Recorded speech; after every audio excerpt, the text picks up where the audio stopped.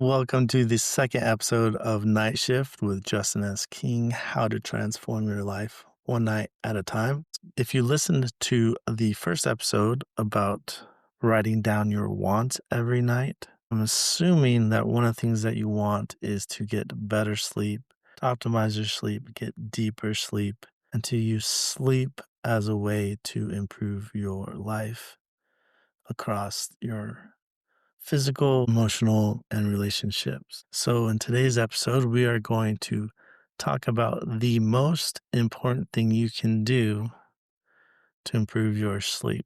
Not too long ago, I had a health scare related to a lack of sleep. So, I set out on a mission to master sleep. And that's why I'm sharing my journey now. One of the first things that I did when I had my health scare was I hired a sleep coach. And the first thing that they had me do was to set a consistent bedtime and a consistent wake time. And that is the best thing you can do to start getting better sleep. Tonight, you've probably heard this over and over again. And that is because your body runs on a rhythm and a system. If you're going to sleep in on the weekends, your nervous system, your hormones, and your brain don't understand what's happening. So you're going to want to set a consistent wake up time and bedtime every single night.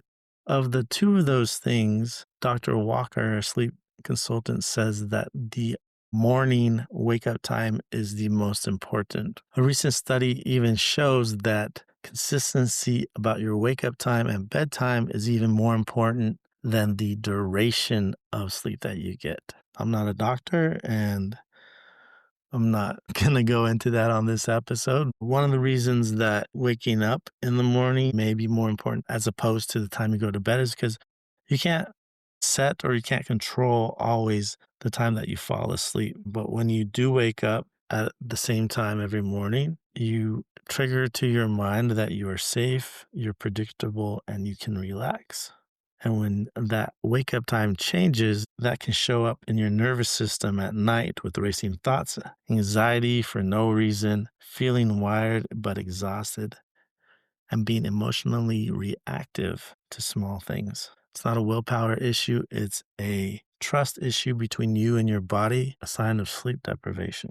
So you can sleep at 8 hours at random times and still feel awful. But a consistent schedule, even with slightly fewer hours, often produces better mood, clarity, and energy. That is why so many people think they have insomnia when in fact they really have what some people have termed as social jet lag. So once you've set your consistent wake up time, what do you do when life gets in the way and you have to stay up late or you have to get up early? The best thing to do is to keep your wake up time at the same time and accept a shorter night occasionally, and then let sleep pressure fix it the following night.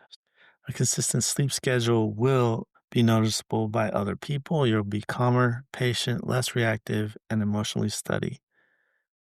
And you'll stop feeling like you're fighting yourself every night. One of the things that I would add, as opposed to the importance of the morning wake up time versus the nighttime, I've found that it's more important for myself and people I've worked with to set a consistent nighttime because a lot of them have found that they have trouble waking up in the morning if they don't hit that nighttime schedule.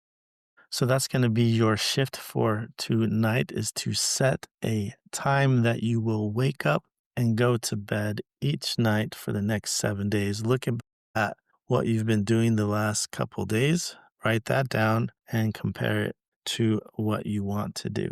In order to figure out the best time to wake up, it's been recommended by doctors just to ask yourself this question. If you had nothing to do tomorrow and you were just going to spend the day doing whatever you loved the following day, what time would you wake up naturally? You want to start there. Obviously, your schedule is going to dictate what time you wake up and what time you go to bed. And also, there is something called a chronotype, and that gives you an idea what your natural rhythm is, what time your body wants to go to bed and wake up each night. And for every person, that can be different. So again, tonight, the shift is that you want to write down the time you're going to wake up tomorrow and the time that you're going to go to bed tonight. and keep this consistent for the next 7 days. Setting a consistent bedtime is a core part of the Fall Asleep Fast formula, which is a 7-part formula that can help you fall asleep fast and stay asleep. If you'd like to get a copy of that, you can go to justinSking.com/fast. And that's the end of the episode. Good night.